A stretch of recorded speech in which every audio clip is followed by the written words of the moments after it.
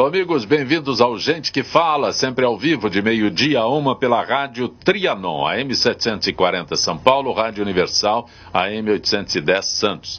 Estamos transmitindo direto do estúdio da Rádio Trianon através da nossa fanpage Facebook/programa Gente que Fala.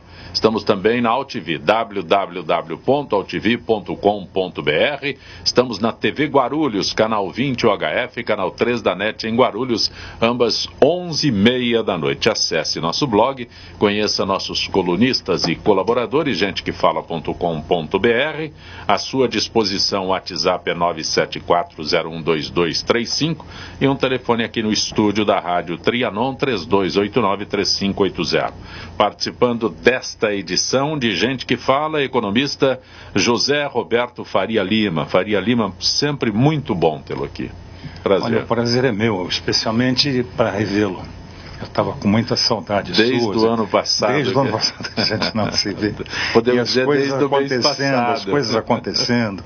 Se bem que o Brasil não começou, não engrenou ainda, porque o Brasil só começa depois do carnaval. É verdade isso? Isso é uma verdade verdadeiríssima. Tem certeza? Tem absoluta, absoluta. E tem alguns malucos querendo acabar com o carnaval. Aí que o Brasil não anda mesmo.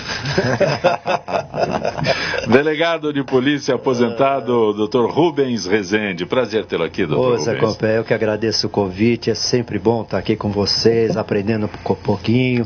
E, inclusive com o meu professor aí, Faria Lima. E agora eu fiquei um pouquinho de ciúmes também, porque eu vi o Faria Lima convidando o Zé Compé para comer uma pizza. Ele me olhou assim, não falou nada, nem apareça. Sabe aquele convite formal, assim, nada, né? Ele não te convidou? Não, eu faço questão, pago minha parte, não tem problema nenhum. Não, o Zé Compé paga. O Zé Compé, melhor ainda. Por isso é que a pizza não saiu até agora. Por isso que não saiu. Advogado doutor Adriano Messias, prazer tê-lo aqui. Tudo bom? Boa tarde, obrigado pelo convite. É a primeira vez que eu estou participando aqui no Gente que Fala. Então vamos comentar. Já chegou com a conta da pizza. Pelo visto daqui a pouco, ainda bem que eu não fui convidado, porque senão, já a primeira vez, já que você é estreante, você paga o pedágio e paga a pizza. Daí não é gente que fala, é gente que paga, né? Após confirmar a homologação da delação da Odebrecht, a presidente do Supremo Tribunal Federal, Carmen Lúcia, pretende fazer um sorteio entre os membros da segunda turma do tribunal para definir quem assumirá a relatoria da Lava Jato. Ao relator caberá retirar ou não o sigilo dos depoimentos dos 77 executivos da empreiteira. Integram hoje a segunda turma os ministros Gilmar Mendes, Dias Toffoli, Celso de Mello, Ricardo Lewandowski, mas aparece também o nome do ministro Edson Fachin, e deverá ser. Bom, isso é como acontece, como não acontece.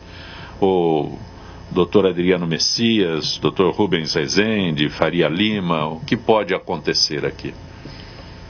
Eu estava dizendo, olha, veja, eu já fiquei surpreso porque a liberação desses depoimentos deveria ter ocorrido já sem sigilo nenhum. Nós temos, entendeu, a nação tem direito total de saber todos os detalhes disso, e existem muitos interessados.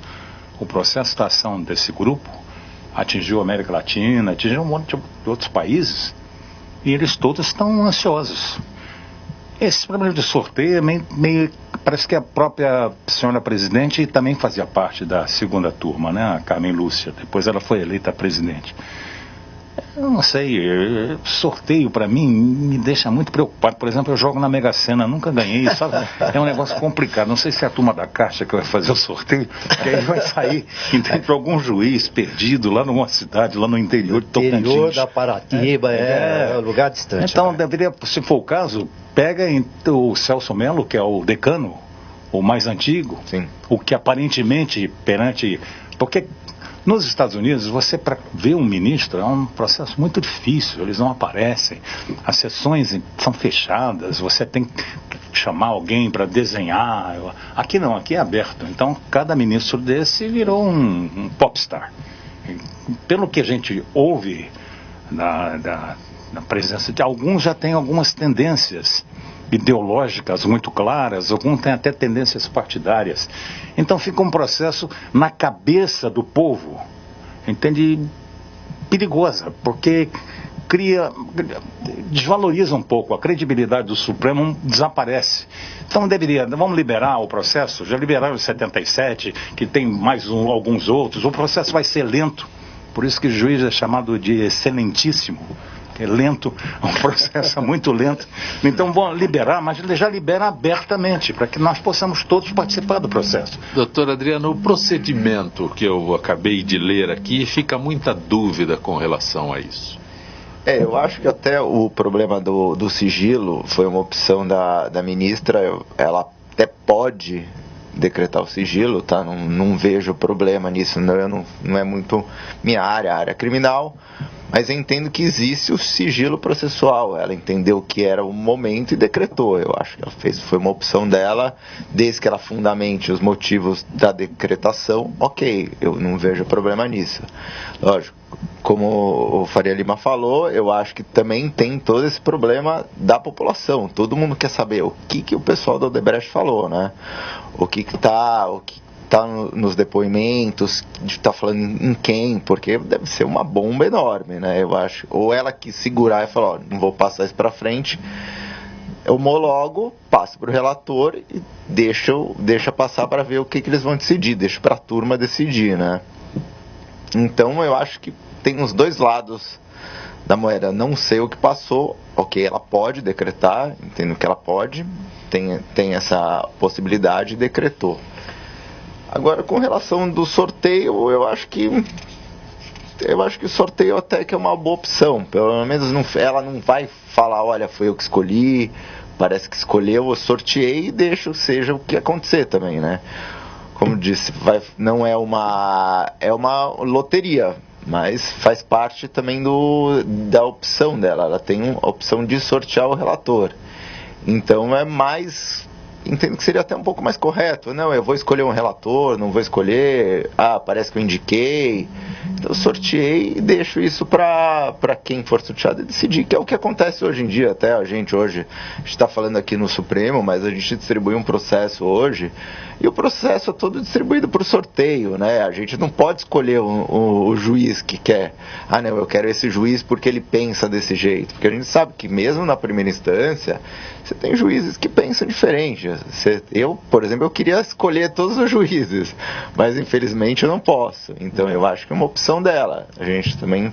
Mas eu acho que até pela própria Lava Jato, tá um negócio muito grande hoje, é um negócio que é difícil de parar, independente do relator sorteado, do que ele for pensar, ele vai ter que dar continuidade, ele vai ter que mostrar a Lava Jato, não vai poder segurar, porque é um negócio que não tem mais freio, né?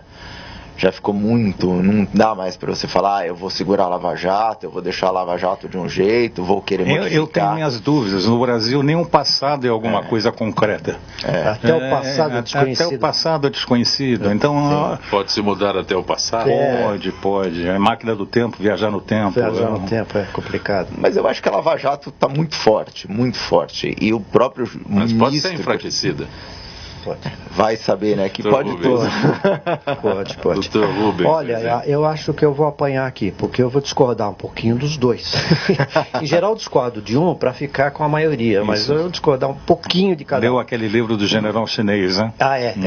Não pode brigar com todo mundo ao mesmo tempo, né? Tem que focar primeiro. Bom, com relação ao que o Adriano falou sobre o sorteio, que o sorteio é muito...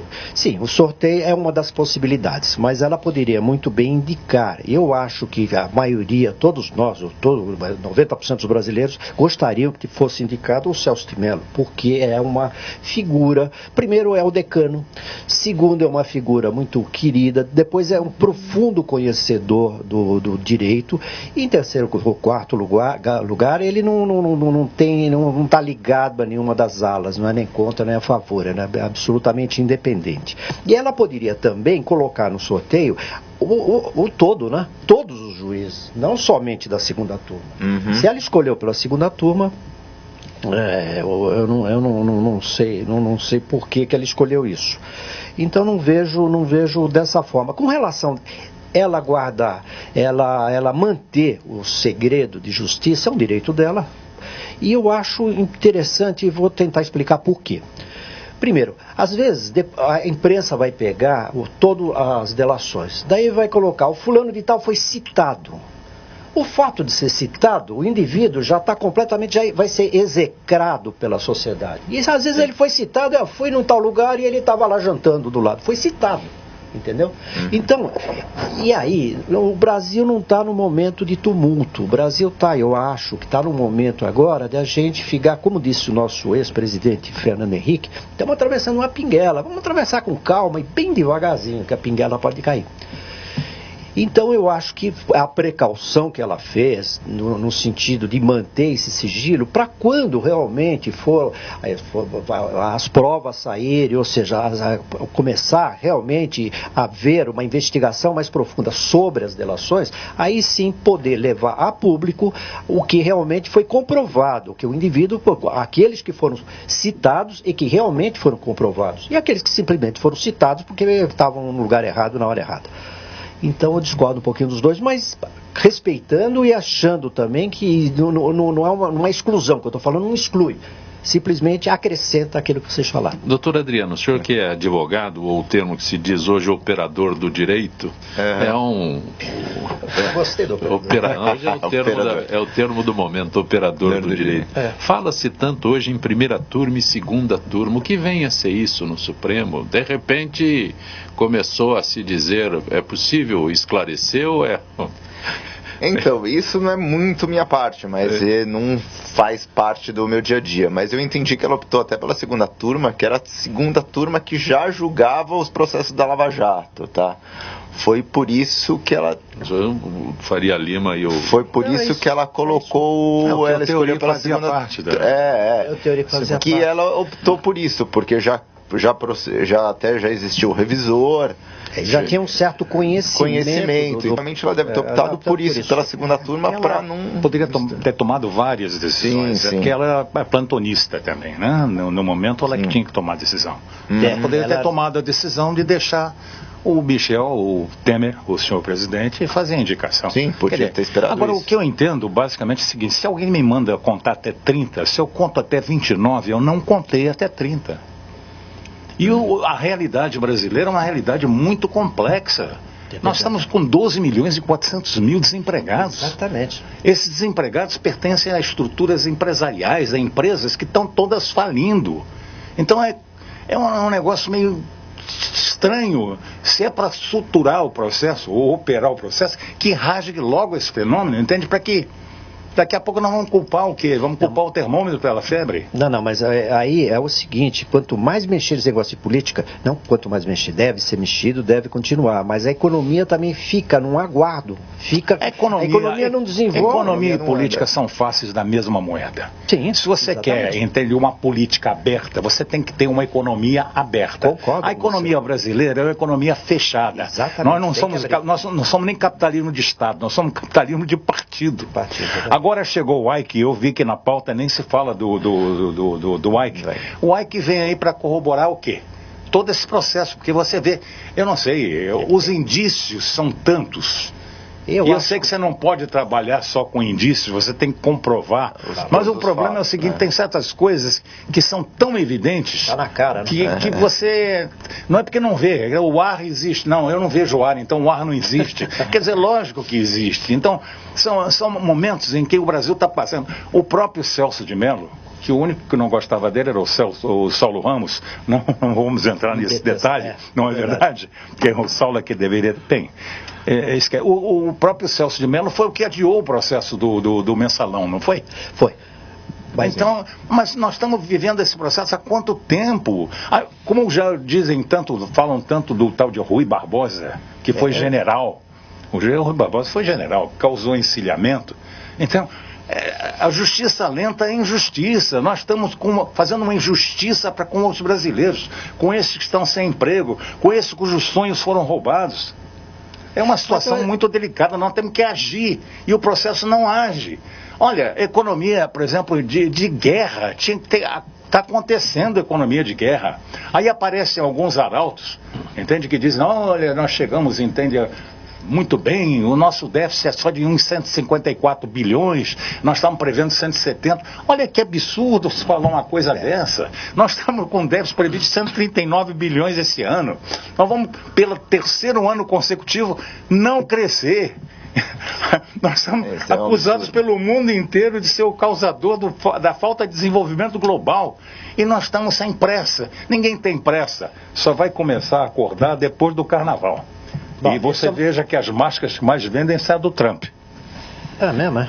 É verdade. O ano passado foi do japonês, não foi? Do japonês da Federal, agora do Trump. O japonês da Federal foi aquele que foi acusado também, que teve preso? Não, ele também tem um problema. O Brasil é estranho. Foi acusado, foi condenado. Foi condenado. Agora ele trabalha, acho que de tornozeleira também, né? Ele trabalha tornozeleira, não dá para entender isso. Eletrônica, trabalho, mas de última geração. Ele foi condenado. É feito agora que liberaram um condenado para fazer o concurso para ir para a polícia. Ah, eu vi isso daí. A sorte que ele não passou, né? No Brasil não se morre de tédio, a gente não morre de tédio. Aliás, o Tom Jobim falava que o Brasil não é para principiantes, né? Principiante não entende isso nunca. Nem a gente não entende, quem fora então não consegue entender mais nada. Você foi deputado federal por 2 mandatos. Você precisa ficar falando isso. Sim, deputado... Eu tenho que sair na rua daqui a pouco.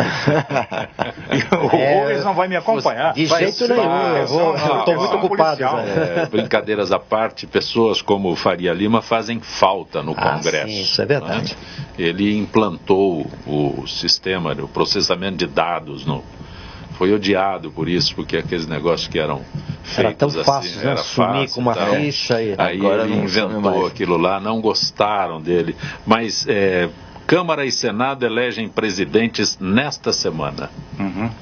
Quer que eu leia mais ainda? Não. Abertura oficial dos trabalhos, quinta-feira. É estranho, né? São aqueles que vão ser o sucessor na eventualidade do senhor presidente da República foi impedido ou viajar. Alguém assume. No caso, quem assumiria seria o próximo presidente da Câmara, que no caso é o Maia, né? Maia. Que eu acho que foi o mais jovem dos presidentes da República. Né? Porque no Brasil, algumas figuras aparecem assim do nada, né?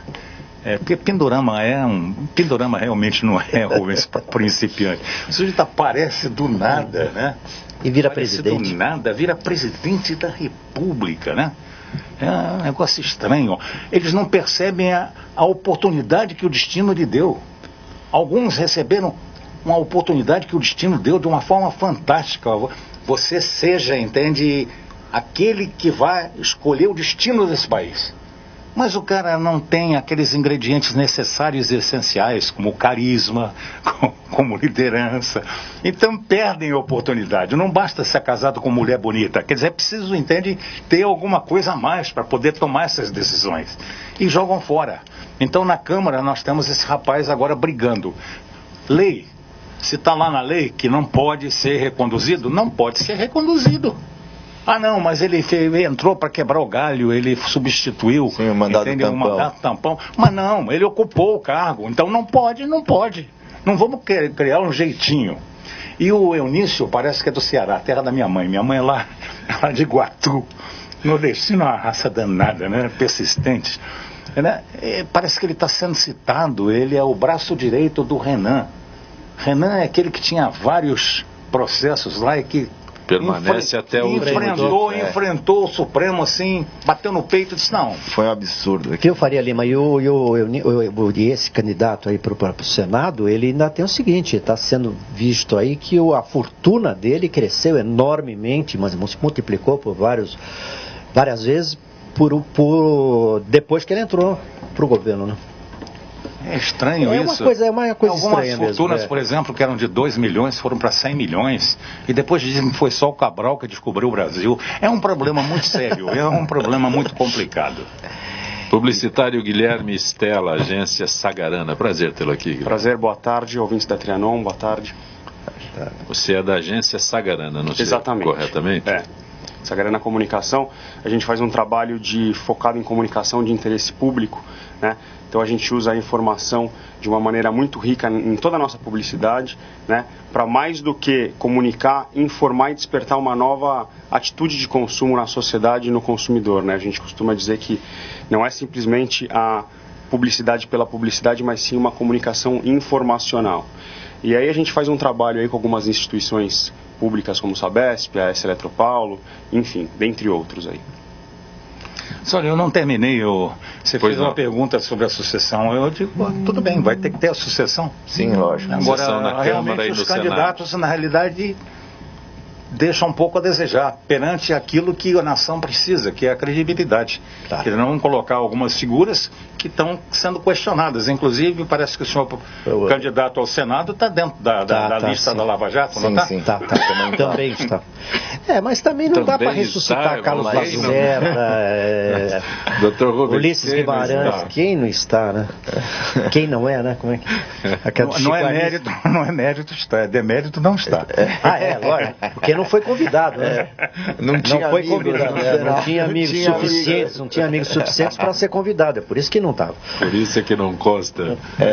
Inclusive eu estava lendo até a reportagem do senador, do candidato, que saiu na Veja, né? Ele deu uma reportagem assim super em cima do muro. Ele fala, a Veja pergunta, ele fala até do enriquecimento dele, fala, não, porque eu sou um empresário bem sucedido, a política, se eu fosse só político, eu nunca ia ganhar dinheiro. E dá uma reportagem assim em cima do muro. Mas ele não é do PSDB, parece que é do PMDB. Ele é do PMDB.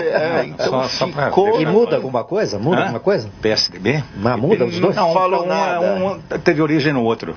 É verdade, entendi, é verdade. É uma costela É uma do outro. costela do outro. Eu me lembro disso porque E você era, estava lá? eu era candidato com o Antônio Emílio e, no caso, o Fernando Henrique e o Covas estavam verdade. preparando já a criação do PSDB 2 anos depois, né? Mas eu fiquei com os meus candidatos do PTB, que era o Duarte Nogueira, que é pai desse rapaz que foi eleito agora prefeito lá de Ribeirão Preto, e o Fernando Vergueiro, que era uma autoridade, ele trabalhava na área agrícola lá do Pará. Então, PSDB é um negócio meio complicado, porque o PSDB está ligado também ao PT, ambos, entende, tem algumas ligações. O PSDB ele foi criado, né? Ele nasceu através de uma dissidência com o PMDB de São Paulo. PMDB também é uma confederação com o Quécia. Com Quécia. Com Quécia. Daí eles não podiam ficar junto com o Quécia e um grupo saiu e montou. É isso. E um grupo que depois... No Brasil é exatamente esse pulsar. O Brasil, na realidade, é um pulsar. Tudo é meio pendular. Ora, por exemplo, é populismo puro, ora é autoritarismo. Mas democracia naquele conceito mais clássico nós nunca vivemos. Sim, mas será que é mesmo? Será que é só no Brasil? Você pega os Estados Unidos, por exemplo. Bom, nós saímos do Obama, nós saímos, eles lá saíram, mas nós também, o mundo todo saiu do Obama e foi para onde? Foi para um Trump. Que é uma grande figura. Entende? Estão massacrando o Trump. Então vou criar um problema aqui para vocês agora. O Trump é o elemento catalisador das grandes transformações que precisavam ocorrer no mundo. É um reequilíbrio de poder. É um reequilíbrio. O poder saiu e fugiu dos Estados-nações. Ele foi para as empresas transideológicas ou multinacionais, elas que mandam. E o capital, como é apátrida, tem alguns que são donos que nunca pisaram nos Estados Unidos, porque os Estados Unidos é ralé para eles. Esses é que mandam. Essas empresas multinacionais, que todas elas são abrigadas em São Paulo, elas são terríveis, porque elas têm uma ganância que não acaba mais. Ele chegou aqui e estava falando, entende? De criar necessidades, né? Venda agressiva para criar necessidade. Essas empresas criaram o quê? Criaram aquele conceito de obsolescência programada lá na década de 20. Começou com a lâmpada elétrica. A geladeira da minha mãe durava 30 anos. A geladeira de hoje dura 2 anos porque precisa ser revendida a cada 2 anos.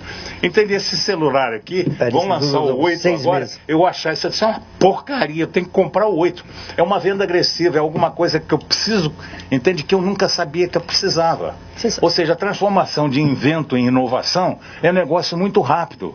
Essas empresas multinacionais, elas acabaram até com a universidade, onde trabalhava o grande Fernando Henrique. A universidade, que era o setor criativo, nunca deu resposta ao setor produtivo nacional. Os Nobéis saem dos laboratórios de pesquisa das multinacionais. Pode verificar eles isso. Investem muito também. Sabe qual foi a primeira? Eu posso fazer um pequeno, agregar uma história aqui? A primeira vez que fizeram isso, a obsolescência programada, foi com a lâmpada elétrica. Quem criou a lâmpada e tinha os royalties, descobriu que ele precisaria a lâmpada durar menos para ele poder vender mais. Porque uma lâmpada você põe lá e não mexia mais. E daí algum consumidor soube disso aí e levou à barra dos tribunais. E foi discutido a fundo isso nos Estados Unidos. E daí chegaram à conclusão, pegaram um prazo mais ou menos assim, não, vamos dar uma solução salomônica aí. Nem a vida toda, nem uma semana, deram 1000 horas. Então uma lâmpada dura 1000 horas. Aí apareceu um francês chamado Paul Bic, que inventou o mundo descartável, com a canetinha. A canetinha dele. Aí joga a canetinha fora, depois joga o relógio fora, depois joga o fotógrafo fora. Só a mulher que não dá para jogar fora porque ela volta. Exatamente. Olha, eu vou fazer um adendo também, então, falando aí da obsolescência programada. A primeira vez que a gente tem notícia na publicidade que surgiu isso foi no crash da Bolsa de 29, né? Que dizem que lançaram um carro, né? Que era o Ford T, o Ford Bigode, que em 28, né? Antes de 28... A indústria automobilística sempre injetou muito dinheiro, né, na indústria em geral. E aí, quando lançaram o Ford T, não teve aquela reciclagem, porque era um carro que durava muito. Então, as pessoas que compraram ali em 28 não voltaram a comprar em 29. Enfim, então essa é uma das primeiras coisas que a gente tem notícia da obsolescência programada. Depois, com a Segunda Guerra Mundial, em 45, o que aconteceu? Todo mundo foi para a guerra, né? E aí a gente teve, depois que acabou a guerra, os grandes pátios industriais ficaram parados, né? Então eles precisavam criar, eles tinham uma siderurgia incrível, né? Que era uma bélica, eles criaram para a guerra. Só que os pátios industriais estavam todos parados ali porque acabou a guerra. Então eles precisavam criar alguma coisa e aí lá eles começaram a criar eletrodomésticos, né? Então começaram a criar necessidades, que é isso aí que a publicidade entra e pode agregar muito. Pro bem ou pro mal, né? A publicidade pode agregar pro bem ou pro mal. Sim. Mas então eles começaram a usar esse pátio aí para eletrodomésticos, micro-ondas, lave-seca, lava-louças. Inventaram uma coisa que não existia, lava-louça, não existia, micro-ondas, tudo isso foi inventado. Necessidades que foram criadas. Foi exatamente nessa época. Com as grandes soluções da humanidade. Aí pode entrar, por exemplo, era o setor que movimentava a economia, era o setor industrial militar, como ele estava falando. Aí acabou esse setor industrial militar. Hoje quem manda é o setor médico hospitalar. Exatamente. Tudo quanto você vai nos Estados Unidos, você liga a televisão, só estão vendendo remédio. E você toma remédio, entende, para tomar remédio para poder não fazer mal para você. Que é o meu caso. Eu tomo 8 pílulas e tenho que tomar uma outra. Porque aquelas 8 entende, vai acabar com o meu estômago. Então é um negócio louco. Entende? Mas essa é a vida. Agora, por exemplo, está vendo o Campus Party, né? Sim. O Campus Party é um belo ponto de encontro para jovens, assim. Essa geração, a gente tem que tratar eles bem, porque eles já vão garantir... escolher a nossa... Não é só escolher o nosso asilo. Eles são meus filhos, Eles vão ter que pagar para a nossa aposentadoria. Porque senão um brasileiro que vai nascer hoje só vai receber a aposentadoria depois que morrer. Então, não se sobrar dinheiro, né? Então o Campus Party está discutindo agora, o sujeito pode viver 1000 anos. Eu vi isso Você viu isso aí? É aquele efeito Highlander.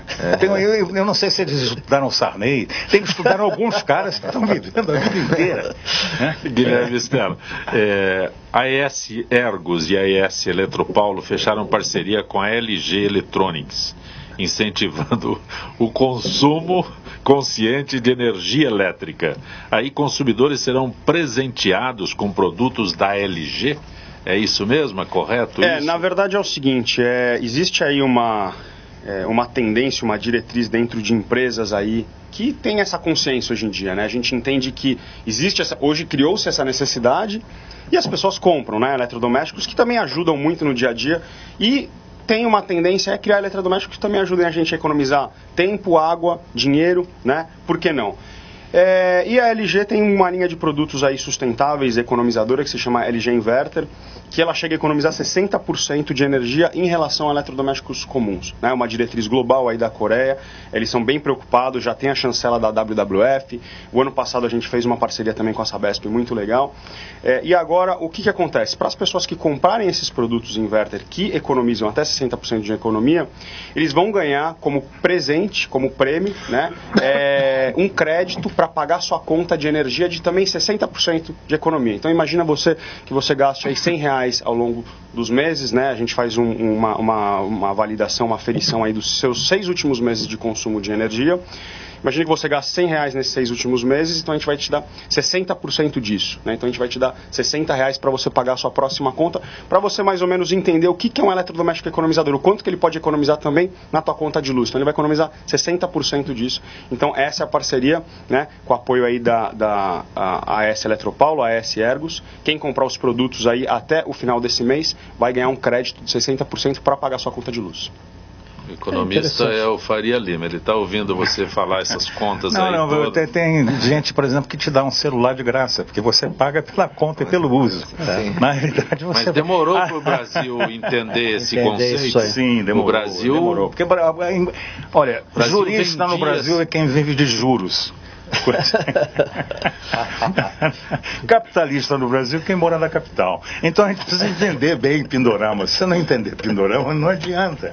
Porque é recente. Agora, o Rubens está com um telefone aqui muito bonito, vistoso e tal. Mas sim, mas o que eu estou dizendo é que este conceito que existe no mundo todo, de você entregar, das operadoras de telefonia entregarem o celular para que o cidadão consuma, isso é recente e ainda com muita resistência. Não é? Não, aqui no Brasil, nos Estados Unidos, isso é bem... Essas estruturas todas estão criando, entende, ramificações e estruturas mesmo, por exemplo. Indústria de transportes, hoje está agregada à indústria hoteleira. Sim. Nós estamos falando de carnaval, acabar com o carnaval. Só alguém que não está pensando bem, então não está querendo acabar com o carnaval.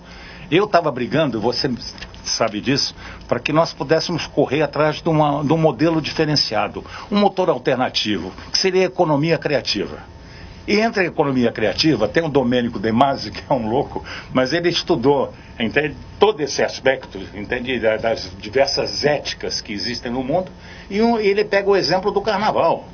Porque o homem é feliz, entende? Não é por sexo, não é pelo dinheiro, não é pela gastronomia. O homem fica feliz, isso é um estudo canadense, quando ele ensina, quando ele aprende. Agora tu imagina o seguinte, esse carnaval que dura 4 dias, na Bahia não, na Bahia dura o ano inteiro. 4 anos. Mas durante o ano inteiro no Rio de Janeiro, esse pessoal vive de carnaval. Fazendo fantasia, fazendo enredo, viajando para Parintins lá para trazer, entende, novidades daqueles carros alegóricos, entende, ensinando, entende, como é que se dança, entende, tem os menininhos aí dançando, que isso, gozada, essa cultura brasileira é uma cultura que tinha que ser, o Brasil primeiro, eu fico apaixonado pelo Brasil, o Brasil tem tudo que o mundo inteiro quer, tudo que o mundo inteiro quer, as coisas mais importantes nós temos e temos a dar com rodo. Nós temos água. Debaixo do Rio Amazonas tem um rio que tem mais água do que o próprio Rio Amazonas. Nós temos, entende, vários aquíferos aí, inclusive de Guarani. Nós temos da água doce do planeta, nós temos 20% da água doce do planeta. Mundo, é verdade. Sol nós temos demais. Eu me lembro em Brasília tem uma insolação terrível. Talvez só em Israel você tenha mais insolação que em Brasília. Aí faz o Niemeyer aquelas estruturas todas com vidro, que a gente tem que colocar cortina. Cortina e ar-condicionado para tudo quanto é lado. Não é eficiente, né? Que não era da LG. Que não era da LG. E gastava bastante, bem mais, não tinha essa economia de 60%, não. Vou pedir licença aos participantes do Gente que Fala para entrar em contato com a Gisele Souza, do setor de eventos da AFIPESP, nossa parceria com a Associação dos Funcionários Públicos do Estado de São Paulo, trazendo informações não apenas aos associados, mas ao público em geral. Gisele, boa tarde. Boa tarde. Gisele, abordando hoje o Circuito de Caminhadas 2017, a ser realizado pela Coordenadoria de Esportes da AFIPESP. É o primeiro evento em 2017? Sim, Zacopé. Essa é mais uma ação da AFIPESP que, através da Coordenadoria de Esportes, incentiva a prática de exercícios físicos e traz a qualidade de vida aos associados da Zona Norte e regiões. E quando será e as inscrições já estão abertas? O circuito de caminhada será no dia 18 de fevereiro, um sábado, às 9 horas da manhã, Zacopé. As inscrições já estão abertas e vão até 10 de fevereiro. E para participar, é só doar uma lata de leite em pó na Coordenadoria de Esportes da AFIPESP ou no dia do evento. Para acontecer, o evento será num sábado e o trânsito costuma ser mais tranquilo. O acesso ao parque é mais fácil aos participantes. É possível ir de transporte público ou transporte próprio, Zancopé. Mas, Gisele, há algum ponto de encontro? Claro, normalmente é escolhido um espaço aberto próximo ao local da caminhada, para a reunião entre todos os participantes. Desta vez, será na rua Nadir Dias Figueiredo, sem número, portaria 1 do parque. E como o associado pode se inscrever? Para participar, os associados devem entrar em contato ou ir pessoalmente à Coordenadoria de Esportes, que fica na rua Venceslau Braz 206, no 10º andar, próximo à sede social. É necessário doar uma lata de leite em pó, que pode ser entregue no dia do evento. E para saber mais informações ou tirar algumas dúvidas, ligue para 11 3293 9551, 3293 9552, 3293 9555 e 3293 9557. Corra para se inscrever e caminhe com a AFPESP na Zona Norte. Agradeço a Gisele Souza falando deste primeiro circuito de caminhadas 2017 da AFPESP, que acontecerá no Parque do Trote, na Vila Guilherme. Gisele, grato, uma boa tarde, Gisele. Obrigada, Zancopé. Até o próximo programa. A gente que fala hoje, o economista, empresário José Roberto Faria Lima, advogado Adriano Messias, o publicitário Guilherme Stella, o delegado aposentado Rubens Rezende. O prefeito Dória, como todos os outros prefeitos, estão completando um mês de mandato. Foram empossados com diferentes prioridades. Aqui em São Paulo, estamos na capital, o foco principal do prefeito Dória tem sido zeladoria. Temas voltados à limpeza e manutenção da cidade, como melhoria das calçadas, combate aos pichadores, com ampla repercussão dominando a agenda e sobrepondo-se aos demais. Faria Lima, Adriano Messias, Guilherme Stella, Rubens Rezende, um mês de mandato de João Dória. Olha, parece que, eu acho que ele é uma pessoa que está usando muito bem as redes sociais, falando um pouco aí da minha geração, que a gente está falando de publicidade e comunicação. Ele é um cara que parece estar assim, né? Então, a ideia, pelo menos, que a gente tem, é que ele tem feito bastante coisa, né? Pelo menos tem comunicado, tem usado essas redes sociais, essas novas mídias, tem conversado muito com a nossa geração, né? Com a minha geração. E parece assim que ele tem agradado. Pelo menos a minha geração parece que ele tem agradado. E a gente fala, tem os prós e os contras, né? Então, poxa, deixou a cidade cinza, aumentou. Eu, pessoalmente, eu achei que ele comprou uma briga que o ex-prefeito já tinha comprado. Então, acho que ele poderia deixar essa briga com o ex-prefeito, né? Que é a questão da diminuição, ou no caso dele, o aumento da velocidade das marginais. Eu acho que ali foi na verdade, achei que foi uma coisa de birra, né? Que ele voltou à velocidade, porque de fato a gente sabe que aumenta os acidentes, e de fato a gente sabe também que não melhora tanto assim o trânsito, enfim. Então, mas me parece que ele tem sido de fato sim um prefeito muito bom até agora, e aí eu queria até entender de vocês o que vocês também estão achando. Posso falar? Eu acho o seguinte, eu acho que ele está indo bem, sim. Ele está indo bem, ele está usando muito bem as mídias. Principalmente está se divulgando, ele é uma pessoa de comunicação, se comunica muito bem. E eu acho também que isso aí de aumentar, de fazer as coisas diferentemente do Haddad, é porque ele está querendo marcar uma posição. E essa mídia que ele usa com tanta destreza, está indo para o Brasil todo. Então o nome dele está circulando pelo Brasil todo. E quando ele aumenta, isso eu, por exemplo, sou a favor, eu acho que tinha que aumentar, não tem cabimento andar numa avenida, uma estrada daquela como é a Marginal, principalmente a pista central, a 60 por hora, né? 70 quilômetros, era muito devagar. Muito devagar. E não sei se isso aí vai aumentar o número de acidentes, eu não acredito, não é a velocidade que aumenta, o que é um bêbado, uma coisa assim, é diferente. Às vezes uma pessoa indo muito devagar, num lugar onde está todo mundo numa velocidade maior, ele vai causar um acidente que se ele estivesse acompanhando. Você vê que colocaram, no primeiro dia uma pessoa bateu lá, então fizeram um escândalo. Eu vejo também uma coisa que eu não acho interessante, aliás me irrita muito, aqueles adversários dele, principalmente o PT, que agora ficam, tudo que ele faz, reclamam. Então ele acaba com a pichação, puxa, mas a cidade ficou cinza. E antes, que cor era a pichação? Era cor-de-rosa, era azul, era amarela? É que acabou o grafite também, né? O grafite, ele, segundo ele falou, eu não fui ver, aliás, no bairro que eu moro lá não tem, que eu não vi ainda. Eu passo ali pela 23 de maio, eu conheço bem aquele grafite. Todos os dias eu passo lá. Aquele grafite da 23 de maio. Eu passei hoje lá, eu estava anotando, ele tirou alguns lá, mas segundo ele falou, os grafites que ele tirou foram porque já estavam pichados em cima. Isso é uma coisa. Então, se já estava, imagina, um lugar que já é grafitado, ainda pichar em cima. O Faria Lima conhece bem lá em Miami, tem um bairro chamado Wynwood. Wynwood era uma cracolândia, era um bairro era um bairro fabril, que as fábricas foram fechando, virou uma cidade de serviço, e o bairro ficou completamente degenerado.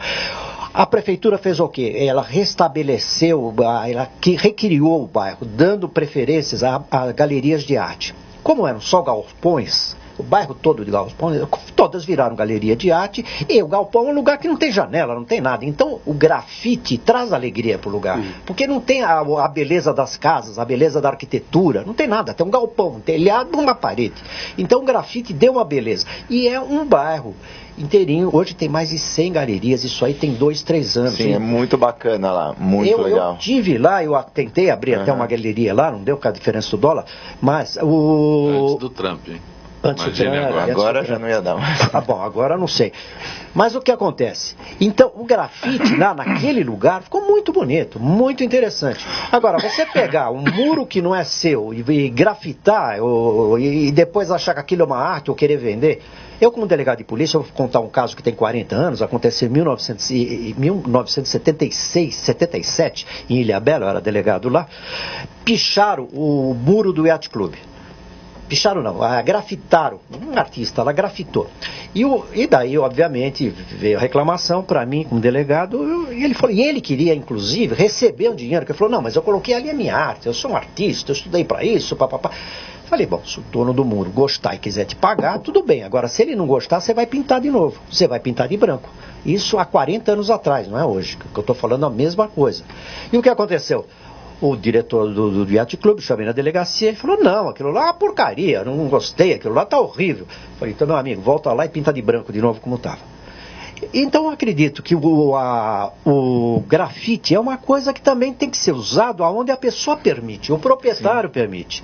E no caso das ruas ou dos grandes muros... A administração anterior fez uma espécie de multirão para que os grafiteiros... E foi pago. E além do mais, ainda atrapalhava o trânsito. Eu passei na Faria Lima. Na 23 de maio. Na 23 de maio, só tinha 2 pistas porque os grafiteiros lá pintando aquele negócio. Que, mas no meu modo... Foi pichado... Não, depois a pichação. A pichação veio depois. E fizeram, isso foi na época do Haddad, fizeram. Será que aquilo é bonito? Será que aquilo é arte? Eu não sei também, mas não vamos discutir se é arte ou não é arte. Desde que o proprietário do muro permita e pague o trabalho do grafiteiro, tudo bem. Agora, usar o dinheiro da própria prefeitura para pagar o grafiteiro e ainda atrapalhar o trânsito, eu não vejo a mínima graça. Sim, eu também acho que também a utilização do bem público, né? Lógico. Que o bem público não é só da prefeitura ou é só do pessoal do grafite, né? Toda uma população, né? Ninguém foi consultado, você gosta ou não no grafite. Por exemplo, eu passo todo dia ali na 23 de maio, eu conheço bem os grafites, eu não tenho nada contra grafite, eu inclusive tenho uma obra de um grafiteiro em casa, um quadro, que eu fui lá e comprei um quadro. Não, você comprou o quadro. Comprei o quadro. Eu não tenho nada contra, inclusive acho bacana ali o que eles fizeram no Beco do Batman, mas é tudo uma parte particular. Eu acho que a casa da pessoa, a pessoa quis pintar, é outro problema. Bem público, não. E eles fizeram assim, era tanto grafite, que um não se comunicava com o outro. É uma poluição visual, né? Ficou bem poluído. A solução que o Jânio deu foi muito interessante. Então, o Joneca Pessoinha, lembra? Da Joneca Pessoinha. O senhor vai para a cadeia e o senhor pinta lá. E eu achei que... O Jânio era muito democrático, né? Muito. Ele dava opções para as pessoas. Não é porque estão copiando. O Sepúlveda pertence... Não, Sepúlveda não. Quem é? O ministro que está comparando o Trump ao Jânio. Como é o nome dele? Então, o Gilmar Mendes? Não. Um ex-ministro da Fazenda, aquele que trabalhava no tempo do Itamar e que dizia o que é bom a gente publica, o que não é bom a gente... Recupero, pode ser? Recupero. Rubens, meu xará, Rubens Recupero. Rubens Recupero. Desculpa, eu estava te Então, e eu passo todo dia pela 23 de maio. E lógico, aqueles grafites eu nunca fui muito fã, porque eu achei que misturava muito, não tinha um bacana, de repente tinha uns esquisitíssimos. E agora com Dória, eu peguei também a 23 de maio, eu peguei todo aquele trânsito, porque ele começou a fazer aquela Operação Cidade Linda e tal. Eu achei, no dia seguinte, eu peguei assim o trânsito no sábado, no domingo, fiquei louco da vida, né? Eu tava vindo ali da Zona Norte para casa, peguei um trânsito no domingo, queria matar o Dória, né? Porque ele não fez de madrugada, né? Um horário horroroso. Aí chegou no dia seguinte, na segunda-feira, mas a 23 de maio eu tava bem melhor, sabe? Grama cortada, parada, linha, a parede pintada. Por mais que seja cinza, mas ainda fica melhor do que porque tinha uns grafites pretos, né? Umas cores pesadas. Deixa eu só ressaltar. Eu achei que ficou bacana. Interromper aí, mas porque faz parte do assunto, eu passei por lá hoje também e vi a beleza que ficou, que eu não notava mais, das ondas da japonesa. Sim, isso ficou muito elas foram pintadas, não, e agora aquilo vê-se, tem a noção por causa do verde lá, da grama, tudo limpinho em volta. E os arcos? O que fizeram com os arcos foi um absurdo. Eu estava na sala com o Jânio, quando o Alex Fidel Neto chegou lá com um tijolo, diz, olha, descobrimos os arcos. O pessoal mandou demolir aquelas casas todas lá da Jandaia para aparecer os arcos. E pintaram, fizeram uma sujeira. Botaram a cara do Chaves lá. Pintaram o Chaves, aquele passarinho, nem o passarinho. O passarinho com o Maduro conversa com o Maduro.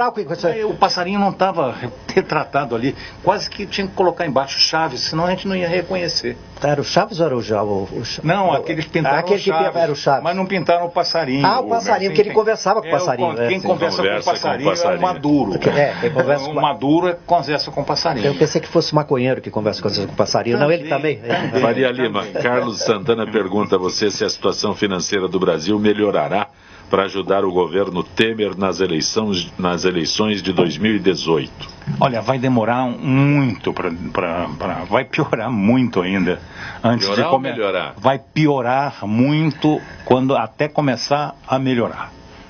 Porque nós temos que criar confiança, credibilidade. A confiança é a base de todo o processo. O setor financeiro garroteou o sistema econômico.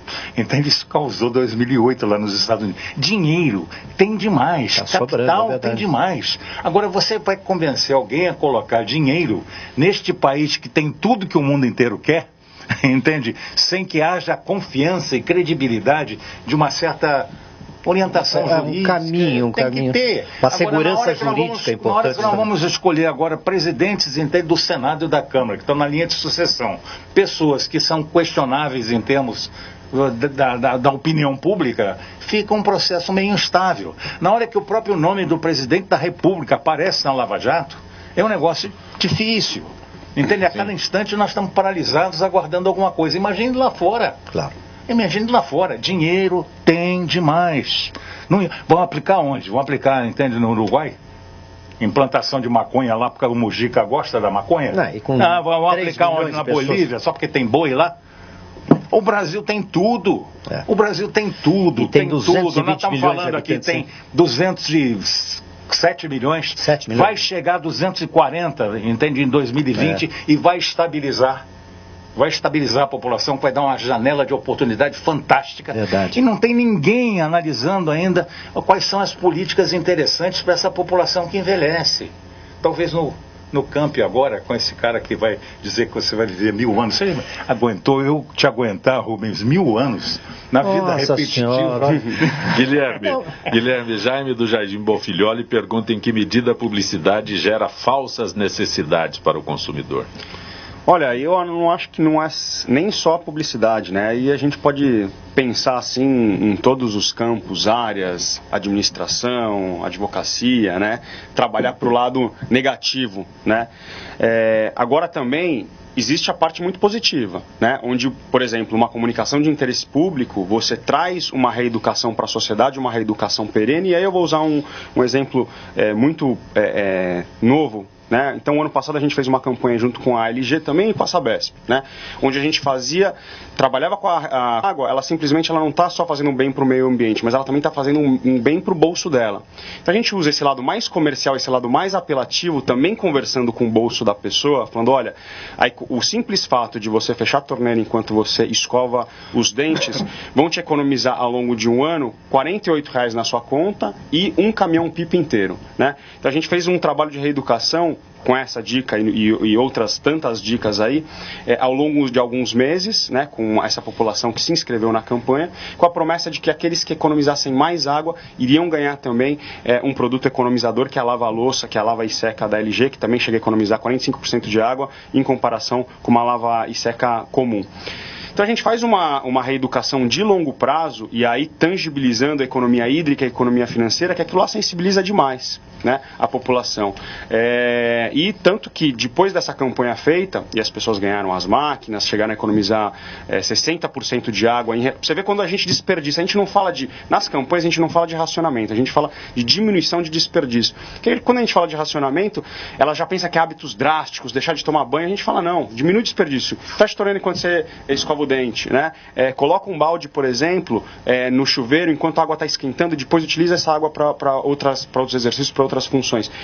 Então, com isso, a gente consegue, com esses 2 meses aí que durou a campanha, a gente conseguiu implementar novos hábitos de consumo de água na vida dela, onde a Sabesp continua aferindo o consumo dessas famílias, elas estão 30% abaixo de todo o histórico, né? Então, ela pode ser utilizada para o bem, né? E pode ser utilizada por mal também, né? O maior exemplo disso era Hitler, né? Guilherme, só um detalhe aqui.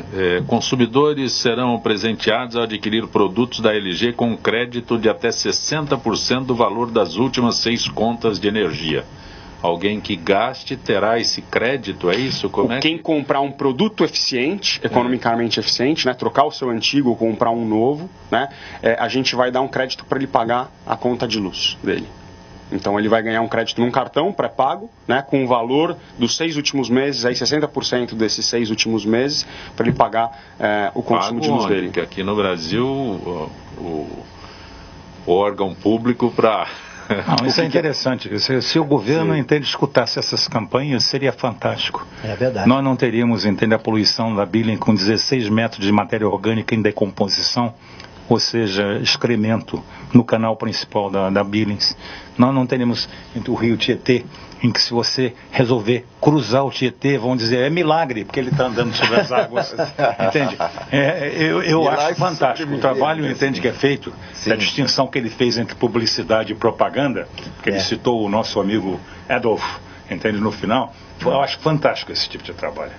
Agora, infelizmente, quem não escuta isso são exatamente aqueles que estão gerenciando o processo. Então é um negócio meio complicado. Pelo Facebook, o Zé Roberto Trautwein está em Curitiba, está no Paraná, mandando um abraço para o Zento. Tá ok, Trautwein, um grande abraço. Eliane de Maria, Igor Romão e Wagner Rubinelli, acompanhando pelo Facebook. Zé Carlos do Facebook.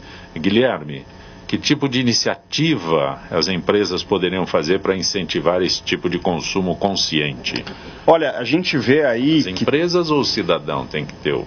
Então, a gente vê que está tendo, graças a Deus, uma mudança na sociedade e, assim, eu acho que esse consumo exacerbado, essa produção exacerbada já não tem mais lugar.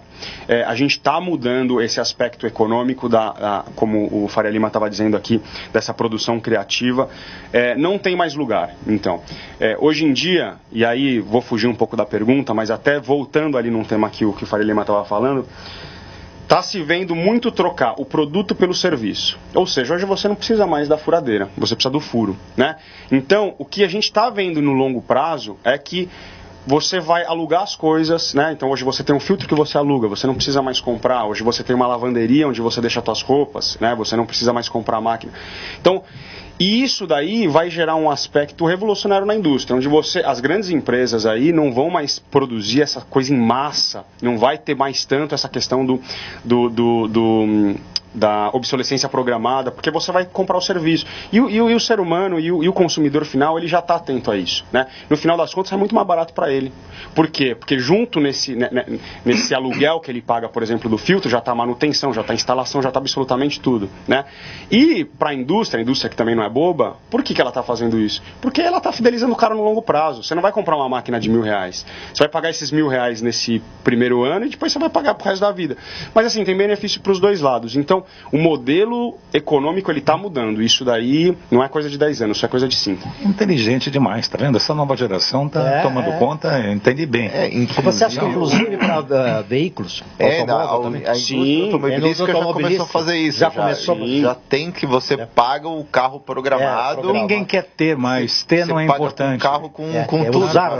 Vem com usufruir. IPVA, manutenção, revisão, vem tudo. Você paga o carro. O problema é que o carro. Tem aquele sociólogo cubano, entende, o Mili Lopes. Ele dizia que o homem faz as coisas por 3 motivos: por amor, que é uma parcela muito pequena, por temor e por convicção. Temor é a parte que mais influencia. Entende? Aliás, que o Haddad usava muito. Passou de 50 quilômetros, multa. Eu, por exemplo, fui multado porque estava a 42 numa rua de 40. Mas tem como reclamar. Então, amor, temor e convicção. Aí eu estava naquele momento, eu tinha pensado, tinha tomado um conhaque, eu digo, vou criar um 4º item aí, que foi o que ele acabou de falar, quer dizer, o interesse. Então você tem que mexer no interesse. O homem faz as coisas por amor, temor, convicção e interesse. O interesse é exatamente esse no bolso, coisa que o governo faz muito bem. O governo garimpa o teu bolso a cada instante. Entende? Registrando ainda que ligaram a Silvia da Moca, né, o Marcos de Pinheiros, a Mariana das Perdizes. Não há tempo de registrar as perguntas que foram feitas aos participantes da mesa aqui. O meu querido Adriano Messias, advogado, aprendeu o caminho, espero que retorne outras vezes ao nosso Gente Espero que sim, adorei, agradeço o convite, achei muito bacana aqui, eu achei no começo, quando eu estava conversando, eu falei assim, não, vamos ver o que vai acontecer, mas eu achei bem bacana, assim, o pessoal que a gente conversa como se estivesse em casa, né, batendo papo, é super tranquilo, a gente fala o que quer, tranquilo. Ótimo. Achei ótimo, bacana, obrigado novamente pelo convite. Guilherme Stella, da agência Sagarana, grato por ter vindo ao Gente que Fala. Obrigado vocês, sempre que a Trianon me chamar, estou à disposição. Dr. Rubens Rezende, bom tê-lo aqui. Eu que agradeço e gosto muito de estar aqui também. Faria Lima. Olha, chegar aqui, bater papo com você, primeiro te reencontrar, bater papo com essa turma inteligente. Eu sou feito aquela mariposa, sou atraído pela inteligência. Eu me sinto, sabe, num momento de crisálida, ver aquela loira maravilhosa aqui, que transmitiu os meus cumprimentos pro Fausto Camunha, aniversariante que fez 61. 71. Nós está botando 10 anos a mais aí. 71. Um abraço, Faria Lima. Gente que Fala tem a direção geral do jornalista Fausto Camunha, diretora de produção Zenilda Salvato, redação Pedro Esquiavon, produção cultural Ricardo Godoy. Na Rádio Trianon Berebenê, Cléo Rodrigues, Neildo Neres, Ricardo Valim e Sérgio Souza. Na direção da TV Guarulhos, Fernando Mauro. Na direção da UTV, Alberto Luquete. Na técnica, James Eduardo, Paulo Afonso e Iago Matsumoto. Estaremos de volta amanhã, meio-dia. Gratos, até lá.